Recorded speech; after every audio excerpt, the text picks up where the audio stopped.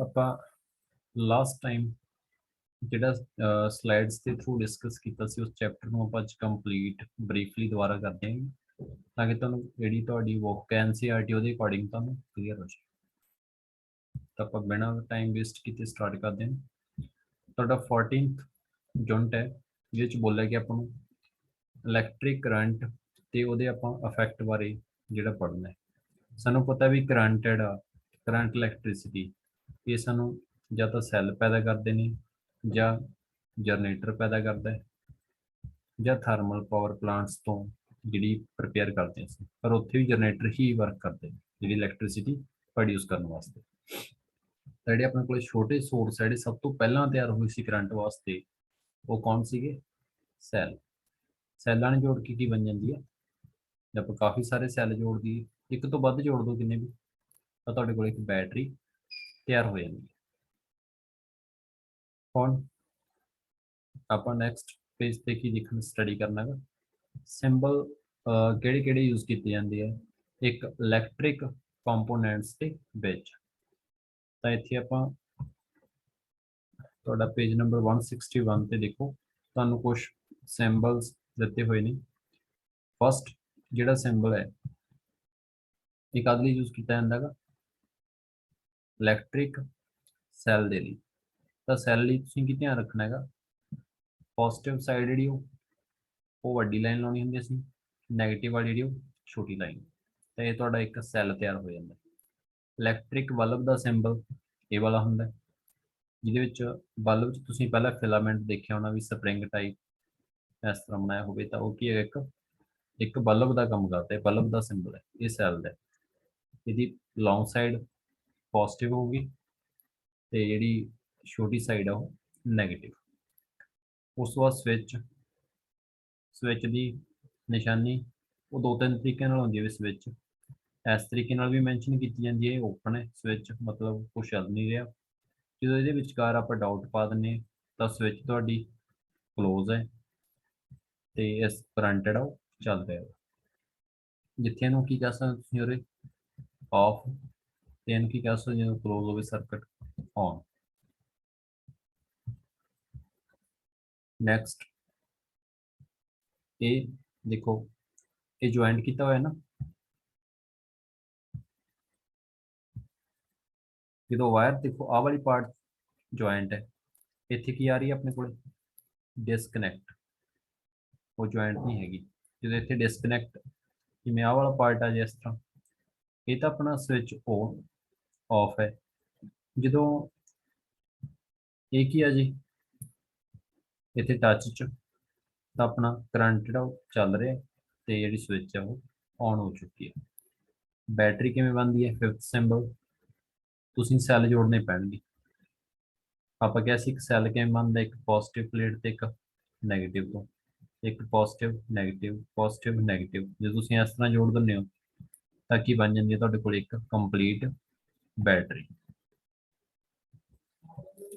Wire ਜਿਹੜਾ ਇੱਕ single line ਦੇ ਥਰੂ ਸ਼ੋ ਕੀਤੀ ਹੋਈ ਹੈ ਤੁਹਾਨੂੰ, ਤੇ ਇੱਕ ਆਪਣੇ ਕੋਲ ਕੀ ਹੈਗੀ? ਤਾਰ ਹੈ।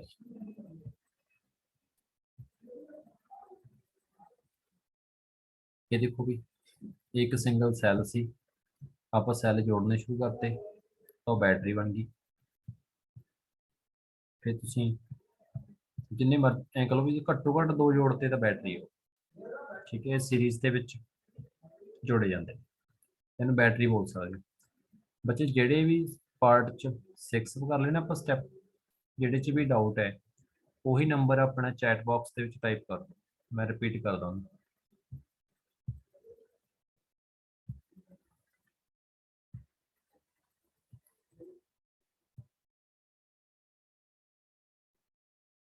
ਜੇ ਕਲੀਅਰ ਹੈ ਤਾਂ ਸੀ ਟਾਈਪ ਕਰ ਦਿਓ। ओके पवनीत, सो ठीक है बच्चे। शर्म हरमन, ओके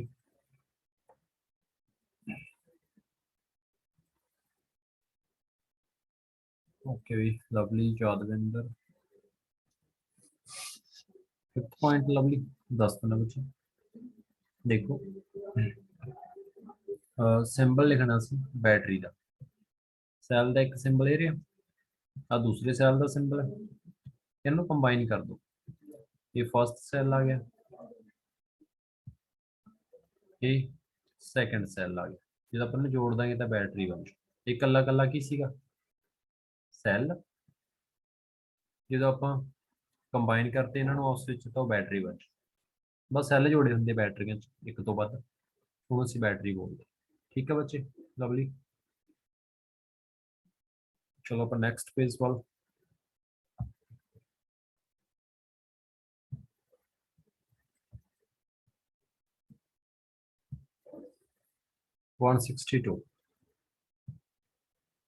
ਇਸ ਤੁਹਾਨੂੰ ਕੀ ਦੱਸਿਆ ਹੋਇਆ ਵੀ ਜਿਹੜਾ ਦਿਖਾਇਆ ਹੋਇਆ ਤੁਹਾਨੂੰ ਸਰਕਟ ਡਾਇਗਰਾਮ ਦੇ ਵਿੱਚ, ਇਹਨੂੰ ਕੀ ਬੋਲਦੇ ਆਪਾਂ? Cell holder. ਇਹ ਚ ਤੁਸੀਂ ਸੈੱਲਾਂ ਨੂੰ ਹੋਲਡ ਕਰਕੇ, ਜਿਵੇਂ ਰਿਮੋਟ ਦੇ ਵਿੱਚ ਤੁਸੀਂ ਦੇਖਿਆ ਹੋਣਾ ਸੈੱਲ ਹੋਲਡਰ ਹੁੰਦਾ ਨਾ, ਜਿੱਥੇ ਤੁਸੀਂ ਸੈੱਲ ਪਾਉਣੇ ਹੋਗੇ ਤਾਂ ਉਹਨੂੰ ਸੈੱਲ ਹੋਲਡਰ ਬੋਲਿਆ ਜਾਂਦਾ। ਇਹ ਤੁਹਾਨੂੰ ਕੀ ਦਿਖਾਇਆ ਹੋਇਆ? ਬੈਟਰੀ, ਜਿਹਦੇ ਵਿੱਚ ਇਹ ਨੰਬਰ ਆਫ ਸੈਲਸ ਕੀ ਕਰੇ ਹੁੰਦੇ ਨੇ? ਕਨੈਕਟਡ ਕੀਤੇ ਹੁੰਦੇ ਨੇ ਆਪਸ ਵਿੱਚ, ਜਿਹਤੋਂ ਮਿਲਾ ਕੇ ਕੀ ਬਣ ਜਾਂਦੀ ਹੈ? ਇੱਕ ਬੈਟਰੀ। ਹੋਰ ਇਸ ਪੇਜ ਤੇ ਆਪਣਾ ਕੁਝ ਜ਼ਿਆਦਾ ਕਵਰ ਕਰਨ ਦੀ ਆਪਾਂ ਨੂੰ ਲੋੜ ਨਹੀਂ। ਇਹ ਸੈੱਲ ਹੋਲਡਰ ਤਾਂ ਯੂਜ਼ ਕੀਤਾ ਜਾਂਦਾ ਹੈ ਤਾਂ ਕਿ ਜਿਹੜਾ ਸਰਕਟ ਦੇ ਵਿੱਚ ਇਲੈਕਟ੍ਰਿਸਿਟੀ ਪ੍ਰੋਪਰ ਵੇ ਨਾਲ ਕੀ ਆ, ਉਹ ਕੰਟੀਨਿਊਸਲੀ ਚੱਲਦੀ ਰਹੇ। ਨੈਕਸਟ ਹੈਗਾ ਤੁਹਾਡੇ ਕੋਲ ਇਲੈਕਟ੍ਰਿਕ ਸਰਕਟ ਕੀ ਹੁੰਦਾ ਹੈ। ਦੇਖੋ ਇਹ ਸੈੱਲ ਹੈ, ਤੁਹਾਨੂੰ ਕਲੀਅਰ ਹੈ। ਇਹ ਕੀ ਲਾਇਆ ਹੋਇਆ ਸੀ? ਬਲਬ। ਇਹ ਤੁਹਾਡੇ ਕੋਲ ਕੀ ਇੱਕ ਸਵਿਚ, ਜਿਹਨੂੰ ਆਪਾਂ ਕੀ ਵੀ ਕਹਿ ਸਕਦੇ ਹਾਂ। ਇਹ ਸਰਕਟ ਚੋਂ ਕਰੰਟ ਚੱਲ ਰਿਹਾ ਤੇ ਇਹ ਸਾਡੀ ਕੀ ਹੈ? ਵਾਇਰ। ਇੱਕ ਸਰਕਟ ਨੂੰ ਬਣਾਉਣ ਵਾਸਤੇ ਸਾਨੂੰ ਸੈੱਲ, ਵਾਇਰ, ਸਵਿਚ ਤੇ ਬਲਬ ਦੀ ਜ਼ਰੂਰਤ ਹੈ। ਤਾਂ ਜਦੋਂ ਅਸੀਂ ਇਹਨਾਂ ਨੂੰ ਸਾਰਿਆਂ ਨੂੰ ਇੱਕ ਸਰਕਟ ਇੱਕ ਆਪਸ ਵਿੱਚ ਜੋੜ ਦਿੰਦੇ ਹਾਂ ਬਲਬ ਚਲਾਉਣ ਵਾਸਤੇ, ਉਹਨੂੰ ਕੰਪਲੀਟ ਪਾਰਟ ਨੂੰ ਅਸੀਂ ਕੀ ਬੋਲ ਦਿਆਂਗੇ? ਸਰਕਟ। ਜਾਂ ਆਪਾਂ ਘਰਾਂ ਦੇ ਵਿੱਚ ਜਿੰਨੀ ਫਿਟਿੰਗ ਕੀਤੀ ਹੁੰਦੀ ਹੈ ਉਹ ਸਾਰਾ ਕੀ ਬਣਾਇਆ ਜਾਂਦਾ? ਇੱਕ ਸਰਕਟ। ਸਰਕਟ ਤੋਂ ਬਿਨਾਂ ਕਦੇ ਵੀ ਸਾਡਾ ਘਰ ਦਾ ਕੋਈ ਵੀ ਡਿਵਾਈਸ ਇਲੈਕਟ੍ਰਿਕ ਉਹ ਜਿਹੜਾ ਵਰਕ ਨਹੀਂ ਕਰੂਗਾ। ਤਾਂ ਇੱਥੇ ਇਹ ਦੇਖੋ ਵੀ ਡਾਇਗਰਾਮ ਦੋ ਨੇ ਆਪਣੇ ਕੋਲ, ਇਹ ਫਸਟ ਤੇ ਕੇਵਲ ਸੈਕੰਡ। ਇਹਨਾਂ ਦੋਨਾਂ ਵਿੱਚੋਂ ਆ ਤੁਹਾਨੂੰ ਰੋਸ਼ਨੀ ਦਿਖਾਈ ਇਹਨੇ, ਇੱਥੇ ਬਲਬ ਕੀ ਹੈ ਵੀ ਚੱਲ ਰਿਹਾ, ਇੱਥੇ ਨਹੀਂ ਚੱਲ ਰਿਹਾ। ਤਾਂ ਸਵਿਚ ਦੱਸੋ ਕਿੱਥੇ ਆਫ ਹੈ? ਫਸਟ 'ਚ ਤਾਂ ਮੈਂ ਪੁੱਛਿਆ ਤੁਹਾਨੂੰ ਸਵਿਚ ਆਫ ਕਿੱਥੇ ਹੈ?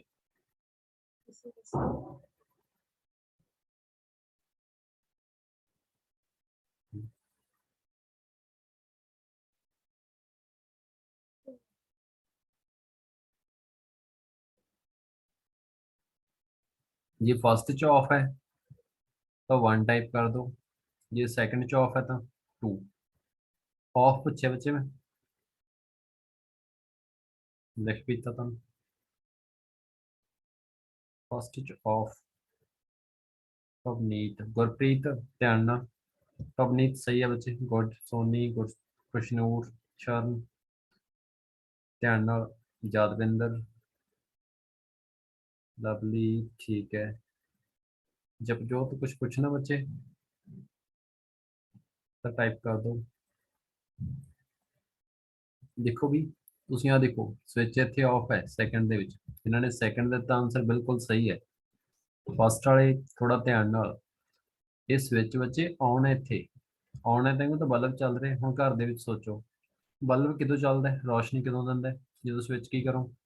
ਆਨ। ਜਦੋਂ ਤੁਸੀਂ ਬੰਦ ਕਰ ਦਿੰਦੇ ਹੋ ਫਿਰ ਕੀ ਹੋ ਜਾਂਦਾ? ਆਫ ਹੋ ਜਾਂਦਾ। ਆਫ ਕਰਨ ਨਾਲ ਹੀ ਹੁੰਦਾ ਬੰਦ, ਸਹੀ ਚੀਜ਼ ਹੈ। ਚਲੋ ਕੋਈ ਗੱਲ ਨਹੀਂ।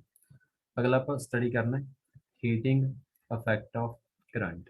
ਯਾਨੀ ਕਿ ਆਪਾਂ ਤੁਸੀਂ ਦੇਖਿਆ ਹੋਣਾ ਵੀ ਆਪਣੇ ਰਾਤ ਦੇ ਲੰਬਾ ਸਮਾਂ ਜਦੋਂ ਕੋਈ ਬਲਬ, ਫੈਨ ਕੁਝ ਵੀ ਚੱਲਦੇ ਰਹਿੰਦੇ ਨੇ, ਇੱਕ ਟਾਈਮ ਤੇ ਜਾ ਕੇ ਕੀ ਹੋ ਜਾਂਦਾ ਹੈਗਾ? ਉਹ ਹੀਟ ਹੋ ਜਾਂਦੇ ਜਦੋਂ ਆਪਾਂ ਕਾਫੀ ਲੰਬੇ ਟਾਈਮ ਬਾਅਦ ਉਹਨੂੰ ਦੇਖਦੇ ਹੈਗੇ। ਜਾਂ ਤੁਸੀਂ ਆਪਣਾ ਇੱਕ ਸੈੱਲ ਫੋਨ ਵੀ ਦੇਖਿਆ ਹੋਣਾ, ਜਦੋਂ ਆਪਾਂ ਕਾਫੀ ਟਾਈਮ ਉਹਨੂੰ ਯੂਜ਼ ਕਰਦੇ ਰਹਿਣੇ ਆ ਤਾਂ ਉਹ ਵਾਰਮ ਅਪ ਹੋ ਜਾਂਦਾ, ਹੀਟ ਹੋ ਜਾਂਦਾ। ਤਾਂ ਹੀਟ ਹੋਣ ਦਾ ਕਾਰਨ ਕੀ ਹੈ? ਜਿਹੜਾ ਕਰੰਟ ਹੈ ਉਹ ਹਮੇਸ਼ਾ ਹੀ ਕੀ ਪੈਦਾ ਕਰਦਾ ਹੈਗਾ?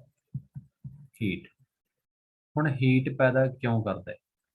ਇੱਕ ਨਾ ਜਿਹੜੀ ਤਾਰ ਹੁੰਦੀ ਹੈ ਬੱਚੇ, ਮੈਂ ਤੁਹਾਨੂੰ ਕੱਲ ਦੱਸੀ ਸੀ ਚੀਜ਼ ਇਹ ਥੋੜੀ ਜਿਹੀ, ਤਾਰ ਦੇ ਵਿੱਚ ਇਲੈਕਟ੍ਰੋਨ ਚੱਲਦੇ ਨੇ ਜਿਹਦੇ ਕਰਕੇ ਕਰੰਟ ਪਾਸ ਹੁੰਦਾ ਹੈ।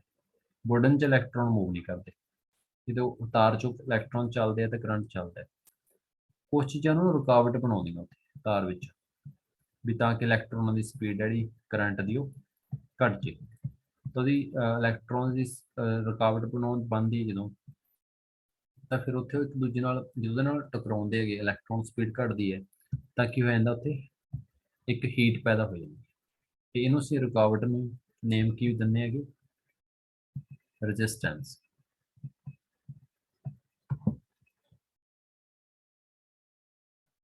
ਨੈਕਸਟ ਪੇਜ ਤੇ ਤੁਹਾਨੂੰ ਦਿਖਾਉਣਾ ਮੈਂ 164 ਤੇ ਤੁਸੀਂ ਦੇਖਿਆ ਹੋਣਾ ਆਪਣੇ ਘਰ ਦੇ ਵਿੱਚ ਹੀਟਰ ਚੋਂ ਦੇਖੋ ਕਰੰਟ ਪਾਸ ਕਰ ਦਿੰਦੇ ਨਾ, ਤਾਂ ਕੀ ਕਰ ਦਿੰਦਾ ਆਪਾਂ ਨੂੰ ਹੀਟ ਪ੍ਰੋਡਿਊਸ ਕਰਦਾ ਨਾ, ਤੇ ਇੱਥੋਂ ਪਤਾ ਲੱਗਦਾ ਵੀ ਕਰੰਟ ਕਰਕੇ ਹੀਟ ਪੈਦਾ ਹੁੰਦੀ ਹੈ। ਜਾਂ ਤੁਸੀਂ ਆ ਵਾਇਰ ਹੈ ਇੱਕ ਬਰੀਕ, ਕੋਈ ਵੀ ਯੂਜ਼ ਕਰ ਸਕਦੇ ਹੋ, ਜਿਵੇਂ ਆਇਰਨ ਵਗੈਰਾ ਦੀ ਜਾਂ ਨਾਈਕਰੋਨ ਦੀ, ਤੁਸੀਂ ਉਹ ਚੋਂ ਕਰੰਟ ਪਾਸ ਕਰ ਦਿਓ ਸਵਿਚ ਔਨ ਕਰਕੇ, ਤਾਂ ਇਹ ਵਾਇਰ ਜਿਹੜੀ ਉਹ ਹੀਟ ਹੋ ਜੂਗਾ ਇਹਨਾਂ ਨਾਲ। ਪਰ ਇਤਨਾ ਧਿਆਨ ਰਵੇ ਇੱਥੇ ਜੋੜਨਾ ਕੀ ਆਪਾਂ ਸਿਰਫ ਤੇ ਸਿਰਫ ਸੈੱਲ, ਹੋਰ ਕੁਝ ਨਹੀਂ ਲਗਾਉਣਾ। ਜਾਂ ਤੁਸੀਂ ਆਇਰਨ ਆਪਣੇ ਘਰਾਂ 'ਚ ਪ੍ਰੈਸ ਦੇਖੀ ਹੋਣੀ, ਉਹਦੇ ਵਿੱਚ ਹੀਟਿੰਗ ਐਲੀਮੈਂਟ ਹੁੰਦਾ, ਇਹਨੂੰ ਬੋਲਦੇ ਹੈਗੇ ਹੀਟਿੰਗ ਐਲੀਮੈਂਟ, ਕਿਉਂਕਿ ਹੀਟ ਪੈਦਾ ਕਰਨ ਵਾਸਤੇ ਵਰਤੇ ਜਾਂਦੇ। ਇਹ ਕਿੱਥੇ ਲਾਇਆ ਜਾਂਦਾ, ਜਾਂ ਤਾਂ ਪ੍ਰੈਸ ਦੇ ਵਿੱਚ ਆਇਰਨ ਦੇ ਵਿੱਚ ਇਲੈਕਟ੍ਰਿਕ, ਜਾਂ ਫਿਰ ਹੀਟਰ ਦੇ ਵਿੱਚ ਫਿੱਟ ਕੀਤਾ ਜਾਂਦਾ, ਜਿਹੜਾ ਆਪਾਂ ਨੂੰ ਕੀ ਪੈਦਾ ਕਰਕੇ ਦਿੰਦਾ, ਇੱਕ ਹੀਟ। ਦੇਖੋ ਬੱਚੇ ਹੀਟਿੰਗ ਫੈਕਟ ਕਲੀਅਰ ਹੈ, ਜੇ ਡਾਊਟ ਹੈ ਤਾਂ ਕਿਸੇ ਦਾ ਮੈਨੂੰ ਪੁੱਛ ਲਿਓ। ਨਹੀਂ ਆਪਾਂ ਅਗਲੇ ਪੇਜ ਤੇ ਚੱਲਦੇ ਹਾਂ। ਤੁਸੀਂ ਬਲਬ ਦੇਖਿਆ ਹੋਣਾ, ਗਲੋ ਕਰਦਾ ਨਾ, ਰੋਸ਼ਨੀ ਦਿੰਦਾ ਆਪਾਂ ਨੂੰ। ਰੋਸ਼ਨੀ ਦੇਣ ਦਾ ਕਾਰਨ ਕੀ ਹੈ, ਉਹਦੇ ਅੰਦਰ ਇੱਕ ਨਾ ਇੱਥੇ ਸਪਰਿੰਗ ਹੁੰਦਾ ਬਰੀਕ ਜਿਹਾ, ਜਿਹੜਾ ਤੁਸੀਂ ਦੇਖਿਆ ਹੋਊਗਾ, ਉਹ 'ਚ ਜਦੋਂ ਕਰੰਟ ਪਾਸ ਕਰਦਾ ਹੈ ਤਾਂ ਉਹ ਹੀਟ ਹੋ ਜਾਂਦਾ। ਹੀਟ ਦੇ ਕਾਰਨ ਉਹ ਫਿਰ ਕੀ ਪੈਦਾ ਕਰਦਾ ਹੈਗਾ, ਲਾਈਟ, ਜਾਂ ਆਪਣੀਆਂ ਟਿਊਬਸ ਗਲੋ ਕਰਦੀਆਂ, ਇਹ ਸਾਰਾ ਕੁਝ ਹੀਟਿੰਗ ਇਫੈਕਟ ਤੇ ਟਿਕਿਆ ਹੋਇਆ ਹੈ।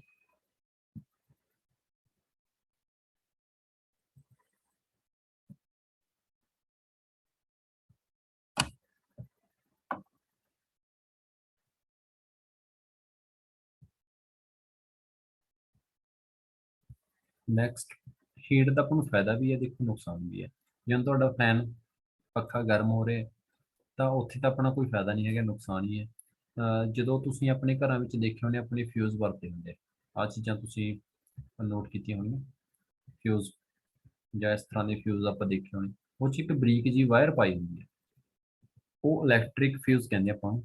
ਇਹਦਾ ਫਾਇਦਾ ਕੀ ਹੁੰਦਾ ਹੈ, ਮੰਨ ਲਓ ਪਿੱਛੋਂ ਲੋਡ ਤੋਂ ਵੱਧ ਕਰੰਟ ਆ ਗਿਆ ਤਾਰ ਵਿੱਚੋਂ, ਜੋ ਕਰੰਟ ਜ਼ਿਆਦਾ ਆ ਗਿਆ, ਤਾਂ ਜਿਹੜੀ ਇਹ ਬਰੀਕ ਵਾਇਰ ਅਸੀਂ ਪਾਈ ਹੋਈ ਹੈ, ਉਹ ਹੀਟ ਹੋ ਕੇ ਕੀ ਹੋ ਜੂ, ਉੱਥੋਂ ਮੈਲਟ ਕਰ ਜੂ, ਤੇ ਉਹ ਤਾਰ ਜਿਹੜੀ ਜਦੋਂ ਖਤਮ ਹੋ ਗਈ, ਤੇ ਤਾਰ ਵਿਚਕਾਰੋਂ ਟੁੱਟਣ ਨਾਲ ਤੁਹਾਡਾ ਸਰਕਟ ਕੀ ਹੋ ਜੂਗਾ, ਉੱਥੇ ਬ੍ਰੇਕ। ਜਦੋਂ ਸਰਕਟ ਹੀ ਬ੍ਰੇਕ ਹੋ ਗਿਆ ਤਾਂ ਕਰੰਟ ਪਾਸ ਨਹੀਂ ਕਰਨਾ, ਨਹੀਂ ਕੀਤਾ ਤਾਂ ਫਿਰ ਆਪਣੇ ਜਿਹੜੇ ਬਾਕੀ ਡਿਵਾਈਸ ਆ ਉਹ ਬਚ ਜਾਣਗੇ, ਕਿਉਂਕਿ ਕਰੰਟ ਵੱਧ ਆਉਣ ਨਾਲ ਪਹਿਲਾਂ ਫਿਊਜ਼ ਹੀ ਖਤਮ ਹੋ ਜੂ, ਉਹਨੇ ਸਰਕਟ ਤੋੜ ਦੇਣਾ, ਤੇ ਬਾਕੀ ਆਪਣੇ ਜਿੰਨੇ ਡਿਵਾਈਸ ਹੈ ਉਹ ਕੀ ਰਹਿ ਜਾਣਗੇ, ਸੇਫ।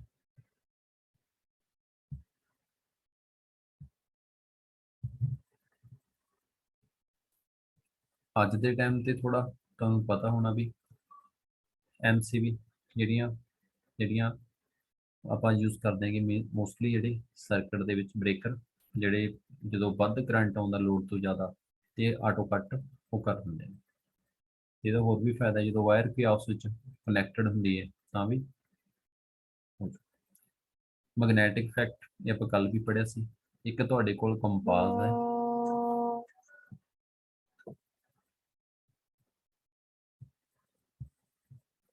ਕੰਪਾਸ ਦੇ ਉੱਪਰ ਨਾ ਤੁਸੀਂ ਵਾਇਰ ਲਪੇਟ ਲਓ, ਉਹ 'ਚ ਕਰੰਟ ਪਾਸ ਕਰ ਦਿਓ, ਤਾਂ ਉਹ ਉਹਦੀ ਨੀਡਲ ਜਿਹੜੀ ਉਹ ਡਿਫਲੈਕਸ਼ਨ ਦੇਣ ਲੱਗ ਜੂ, ਯਾਨੀ ਕਿ ਮੂਵਮੈਂਟ ਕਰਨ ਲੱਗ ਜੂ। ਇੱਥੋਂ ਕੀ ਪਤਾ ਲੱਗ ਜੂ ਵੀ ਕਰੰਟ ਮੈਗਨੇਟ ਵੀ ਪੈਦਾ ਕਰਦਾ ਹੈ, ਤੇ ਕਰੰਟ ਜਿਹੜਾ ਉਹ ਹੀਟ ਵੀ ਪੈਦਾ ਕਰਦਾ ਹੈ, ਦੋਨੋਂ ਚੀਜ਼ਾਂ ਕਰਦਾ ਹੈ ਕਰੰਟ।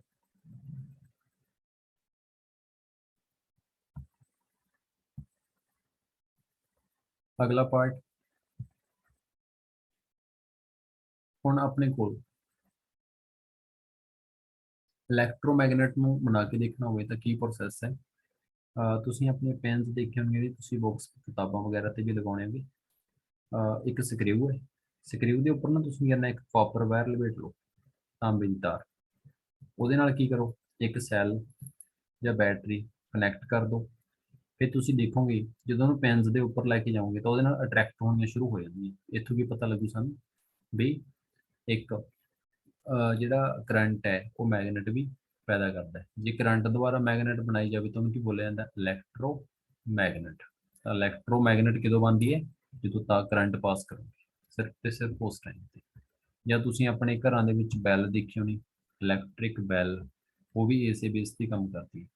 ਆਪਾਂ ਅਗਲੀ ਪੇਜ ਤੇ ਦੇਖਦੇ ਹਾਂ। ਇਹ ਲਾਸਟ ਆਪਣਾ ਪਾਰਟ ਹੈ। ਇਸ ਤੋਂ ਬਾਅਦ ਬੱਚੇ ਤੁਹਾਡੀ ਨੈਕਸਟ ਕਲਾਸ ਹੋਊਗੀ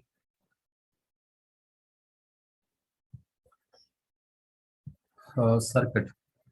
ਇਲੈਕਟ੍ਰਿਕ ਬੈਲ ਕੀ ਹੁੰਦਾ ਬਈ, ਆ ਇੱਕ ਕੋਇਲ ਆ ਬੱਚੇ, ਮੈਂ ਤੁਹਾਨੂੰ ਥੋੜਾ ਜਿਹਾ ਜ਼ੂਮ ਕਰਕੇ ਦਿਖਾਉਣਾ।